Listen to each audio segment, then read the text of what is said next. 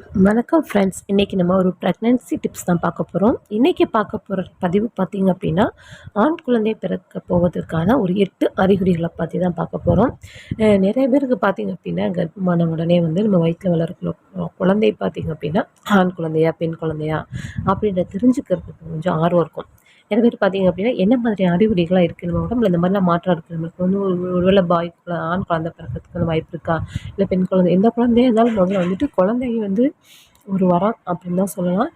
ஆனால் வந்து சில எதிர்பார்ப்புகள் இருக்கும். சில பேருக்கு வந்துட்டு ஃபஸ்ட்டு வந்து கேர்ள் பேபியாக இருக்கும். செகண்ட் வந்து பார்த்திங்கன்னா பாய் பேபி பிறந்தா நல்லாயிருக்கும் அப்படின்ற மாதிரி ஒரு ஆர்வம் இருக்கும். அப்போ இந்த அறிகுறிகள்லாம் இருந்துச்சு அப்படின்னா அவங்களுக்கு வந்துட்டு சரி நமக்கு வந்து பாய் பேபி பிறக்க போகுது அப்படின்ற மாதிரி இந்த சிம்டம்ஸ் பார்த்திங்க அப்படின்னா, நம்ம சொல்லக்கூடிய சிம்டம்ஸ் வந்து பார்த்திங்கன்னா 100க்கு 90% பேருக்கு வந்து பார்த்திங்க அப்படின்னா இந்த சிம்டம்ஸ் இருந்து ஆண் குழந்தை தான் பிறந்திருக்கு. அப்படி உறுதிப்படுத்தக்கூடிய சிம்டம்ஸ் தான் இந்த பதிவில் நம்ம பார்க்க போகிறோம்.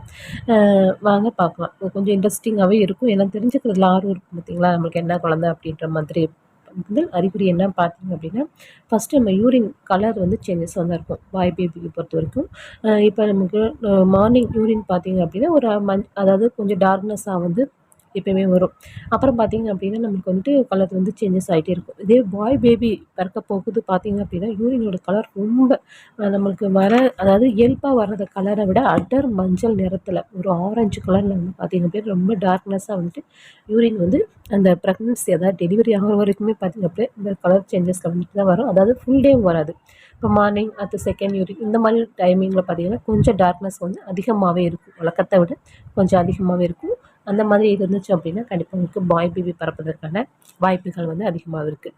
அடுத்து பார்த்திங்க அப்படின்னா நீங்கள் ஸ்கேன் பண்ணுவீங்க பார்த்தீங்களா, ஒரு 3 மந்த்ஸு அதுக்கப்புறம் பார்த்திங்க அப்படின்னா ஸ்கேன் பண்ணக்கூடிய ஸ்கேனில் பார்த்திங்க அப்படின்னா குழந்தையோட ஹார்ட் பீட் ரேட் வந்து கொடுப்பாங்க.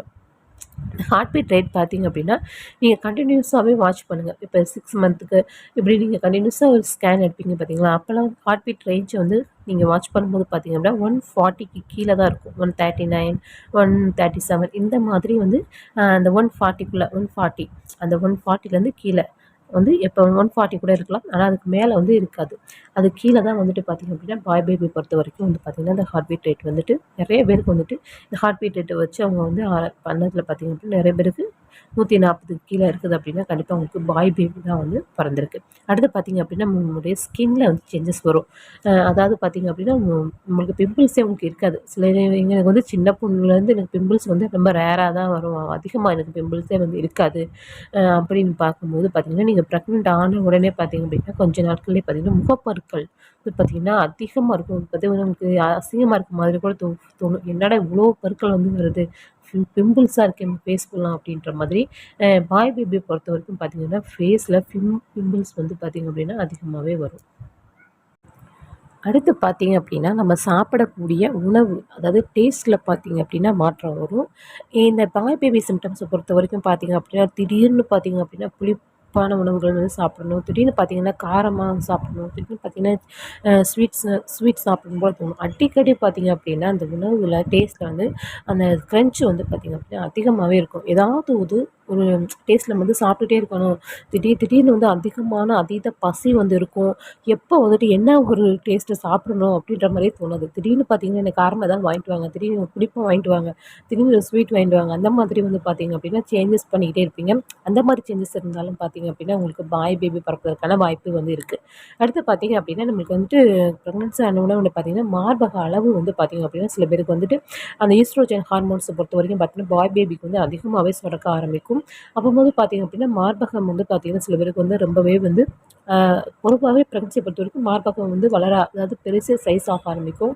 அதாவது பார்த்திங்கன்னா குழந்தைக்கு வந்து நம்ம வந்து பால் கொடுக்கணும் இல்லையா, அதனால் பார்த்திங்க அப்படின்னா அந்த டயத்தில் பார்த்திங்கன்னா அப்படின்னா மார்பக வளர்ச்சி வந்து அதிகமாகவே இருக்கும்.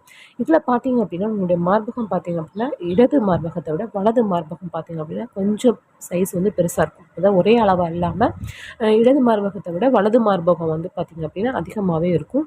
சில பேருக்கு பார்த்திங்கன்னா இந்த 7th மந்த் ஆன உடனே பார்த்திங்க 7th 8th மந்த்லேயே பார்த்திங்க அப்படின்னா அந்த சீம்பால் அப்படின்ற மாதிரி சொல்லுவாங்க, சீம்பால் வழியே வரும்.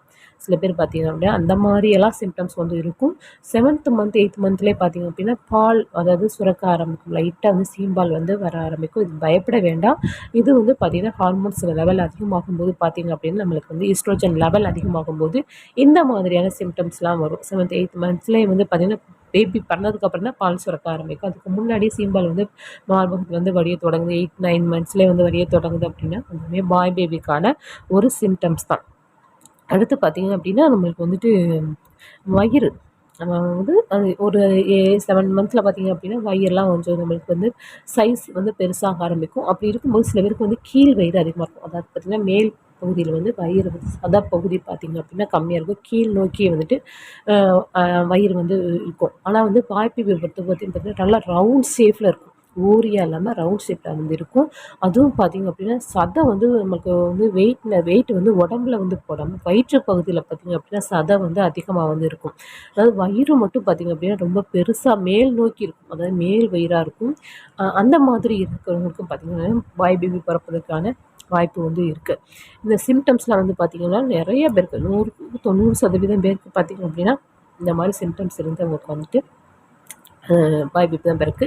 அடுத்து பார்த்திங்க அப்படின்னா நம்மளுக்கு வந்து ப்ரெக்னன்சி சிம்டம்ஸை பொறுத்த வரைக்கும் பார்த்திங்க அப்படின்னா 3 மாதம் வரைக்கும் ரொம்பவே வந்து டயர்ட்னஸ் இருக்கும். படுத்த படுக்கையாக சில பேர் வந்து இருப்பாங்க.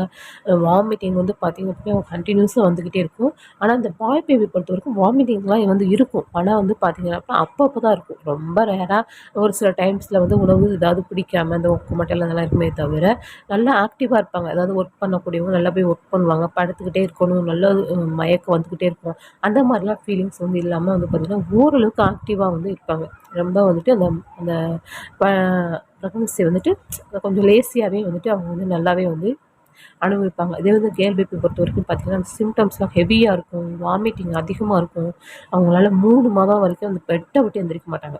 அந்த மாதிரி வந்து கண்டினியூஸாக 9 மந்த் 9வது மாதம் வரைக்கும் கூட வந்துட்டு அவங்களுக்கு வாமிட்டிங் வந்து இருந்துக்கிட்டே இருக்கும். அந்த மாதிரி கேர்ள் பேபி பிறக்கிறதுக்கான வாய்ப்பு இருக்குது. ஆனால் வந்து பாய் பேபி பொறுத்த வரைக்கும் பார்த்திங்க அப்படின்னா அந்த வாமிட்டிங் சென்ஸ் இதெல்லாம் வந்து பார்த்திங்க அப்படின்னா கொஞ்சம் கம்மியாக தான் இருக்கும். இந்த டிப்ஸ் உங்களுக்கு யூஸ்ஃபுல்லாக இருக்கும்னு நினைக்கிறேன். பிடிச்சிச்சுன்னா சேனலை மறக்காம சப்ஸ்கிரைப்